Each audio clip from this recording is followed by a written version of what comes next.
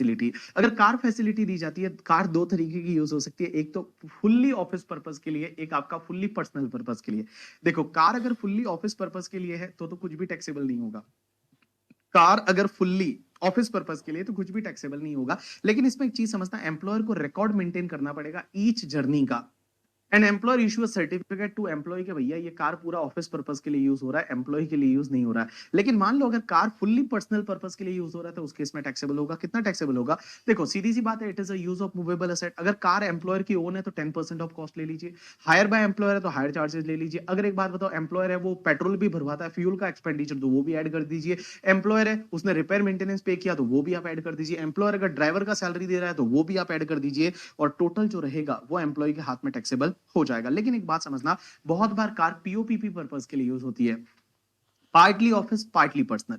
अब एक चीज समझना, यहाँ पार्टली ऑफिस पार्टली पर्सनल के केस में क्या होता है, दो part. Partly office partly personal exam में क्वेश्चन आता है, ध्यान रखना। Partly office partly personal POPP. तो पीओपीपी अगर कोई कार है जो पार्टली ऑफिस के लिए यूज होती है, कभी कभी ऑफिस के लिए, कभी कभी घर के लिए, तो उस केस में क्या होगा? तो लॉ मेकर्स बोलते हैं दो पार्ट। सबसे पहले अगर कार एम्प्लॉय की, एक बात बताओ, कार एम्प्लॉय की है, ऑफिस के लिए यूज करेगा कि? नॉर्मली ऐसा होता नहीं है। तो देखो, कार एम्प्लॉय की है और पेट्रोल डीजल है वो भी एम्प्लॉय भरवा रहा है, बेचारी एम्प्लॉय की कार, और एम्प्लॉय खर्चा कर रहा है और ऑफिस के लिए भी यूज कर रहा है। एम्प्लॉय को कुछ बेनिफिट मिला क्या? नहीं। तो कोई भी टैक्सेबल नहीं, नथिंग इज टैक्सेबल। बट अगर कार एम्प्लॉय की है और all running and maintenance charges are paid by employee, mean जितना भी पेट्रोल डीजल है वो एम्प्लॉयर भरवा रहा है, एम्प्लॉय को कुछ ना कुछ बेनिफिट हो रहा है, तो यहाँ पे एम्प्लॉय के हाथ में टैक्सेबल कितना होगा पता है? जितना एम्प्लॉयर ने रनिंग मेंटेनेंस चार्जेस पे किया, मीन जितना एम्प्लॉयर ने खर्चा किया, माइनस एक स्टैंडर्ड अमाउंट लेस हो जाएगा, दैट इज 1800 पर मंथ और 2400 पर मंथ।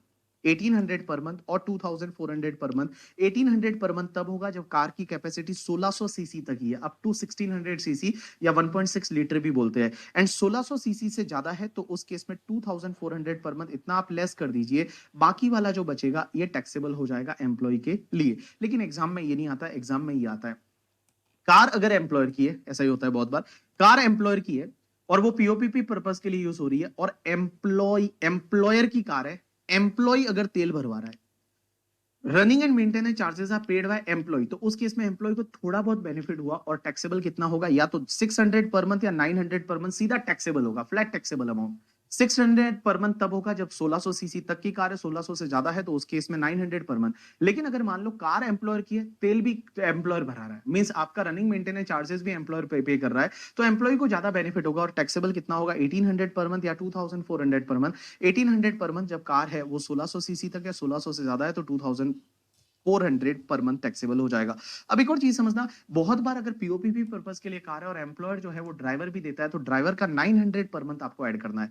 900 पर मंथ है वो आपको ऐड करना है, ड्राइवर के टूवर्ड्स है वो 900 पर मंथ आपको ऐड करना है। एक और चीज समझना, कभी ऐसा हो जाए मान लो कि एक से ज्यादा कार पीओपीपी पर्पस के लिए, पार्टली ऑफिस पार्टली पर्सनल के लिए, दो कार तीन कार, तो उस केस में एक कार जो है वो तो आपको पीओपीपी माननी है और बाकी सब कार है वो फुल्ली पर्सनल पर्पस के लिए माननी है और पूरा आपको टैक्सेबल करना पड़ेगा।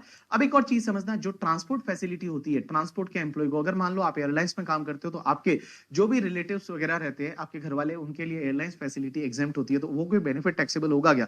तो इन्होंने क्या बोला कि एयरलाइंस के लिए और रेलवे के लिए जो रेलवे या एयरलाइंस का फैसिलिटी होता है वो पूरा एग्जेम्प्ट है, वो बेनिफिट टैक्सेबल नहीं होगा। बट अगर मान लो बस वगैरह वाले एम्प्लॉय, उनको बस का फैसिलिटी है तो वो पूरा टैक्सेबल हो जाएगा।